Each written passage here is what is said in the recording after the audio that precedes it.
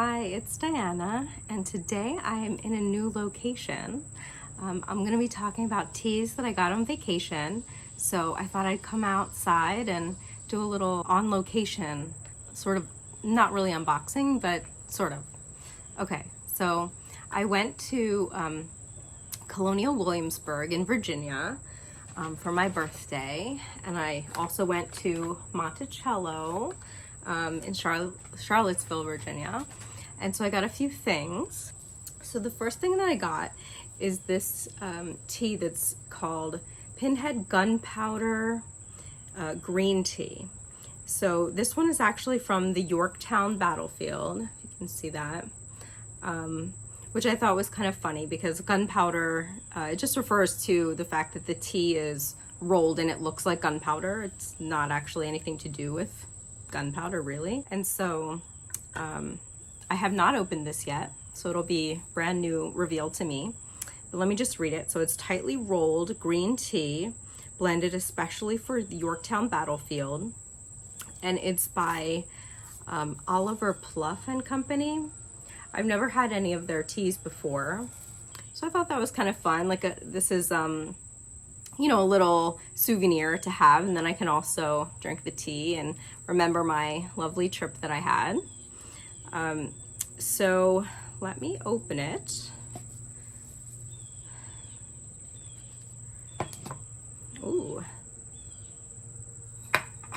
Okay, so you can see in there that it kind of looks like gunpowder. I did smell all of the teas. They had a few different ones there. And this one I thought was the most interesting one to me. I've never had gunpowder green tea before. And, you know, like I said, this one to me seemed the most like historically interesting thing for a souvenir. So that was what I got at the Yorktown battlefield. When I went to Monticello, I got this Passionfruit peach tea. And you can see that's Monticello there. And this one was especially blended for Monticello by the Oliver Pluff and Company. And it contains black tea leaves, orange blossoms, marigold blossoms, and flavoring. Okay, so on the back of this one, it has a quote by Thomas Jefferson. And it says, "And our own dear Monticello, where has nature spread so rich a mantle under the eye? Mountains, forests, rocks, rivers, with what majesty do we there ride above the storms? How sublime to look down into the workhouse of nature, to see her clouds, hail, snow, rain, thunder, all fabricated at our feet. And the glorious sun, when rising as if out of a distant water, just gilding the tops of the mountains and giving life to all nature." That's Jefferson from 1786. And on this container, you can see a little bit of the plantation there of Monticello. Obviously, Jefferson is one of our most complicated founding fathers, but they definitely addressed that and his, you know, history of enslavement on the plantation, so it was not glossed over or anything of the kind. So this is a Passionfruit peach, and you can see in there it has the black tea and the orange blossoms and marigold blossoms. Ooh, that smells really good. This one I was not able to smell in advance. They did not have any sample canister there, but this like definitely seems like right up my alley, so I might have to brew a little bit of this. Okay, so I decided that I was gonna try the Passionfruit peach tea from Monticello. So, and I'm also gonna try this new Kinto single teapot that I got. I never tried it before, but I saw it on two tea tubers stations. Stacy from As the Tea Brews and Sarah from Serenity both recommended it, so I had to try it. Okay, so here's the tea again. I'm gonna take you know, a scoop there. Give my meat a little more.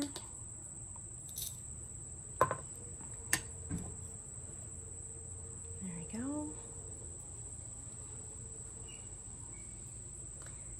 And I brewed my water to 195. That's where I usually like to heat it so that it's not too scorching.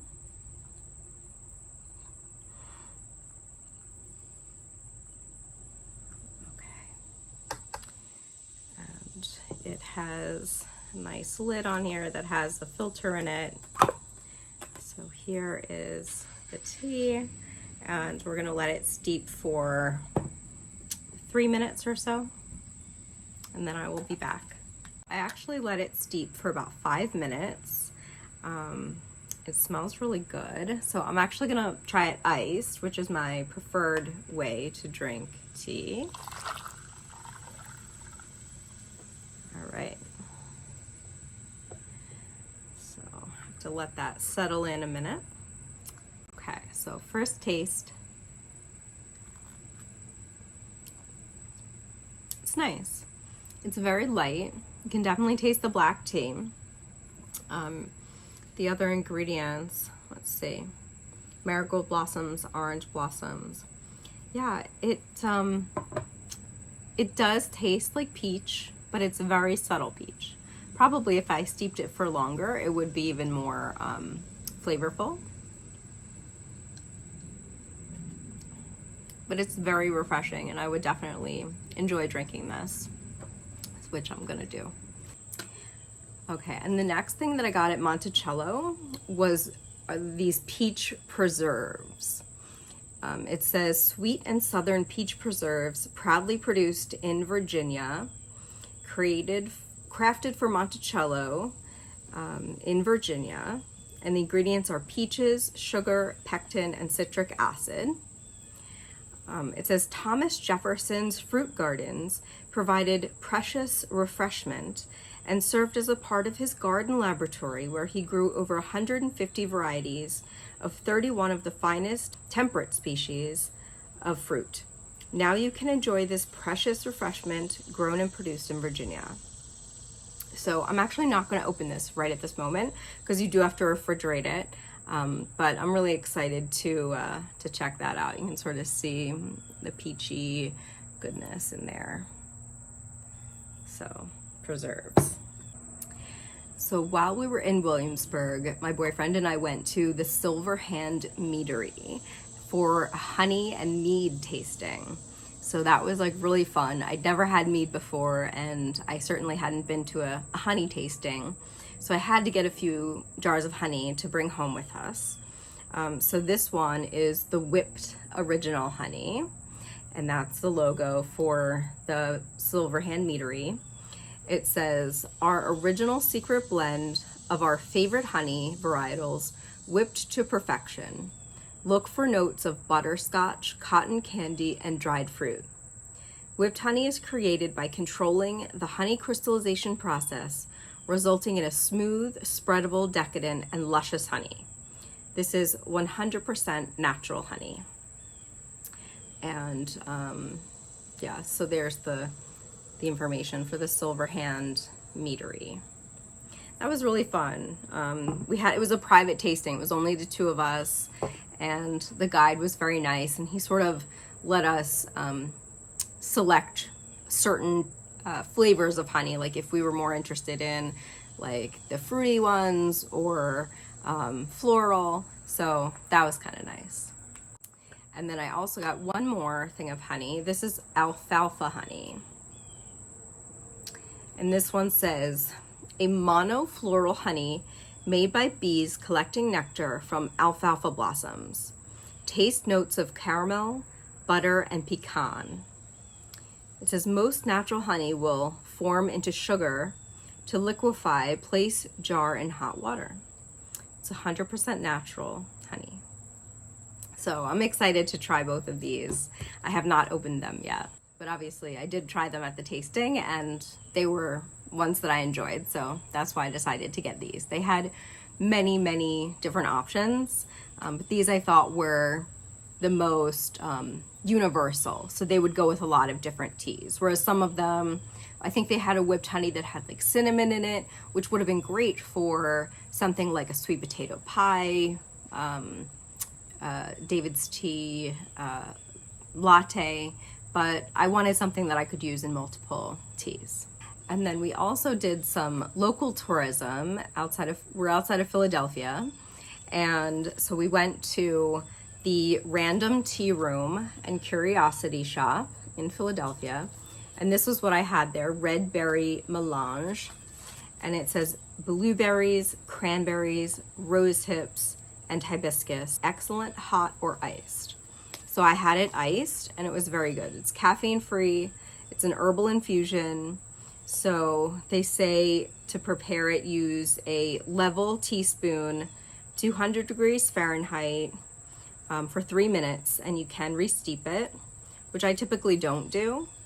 But yeah, so I got 2 bags of this to take home with me. And also this one here, which I have not tried. This is the Genmai-Matcha. So this one says puffed brown rice and sencha dusted with matcha. We appreciated supporting a local business, and I wanted to have, you know, a little something to take home with me. So these are the items that I got. We have the 2 things from the Virginia trip, the jam, the honey,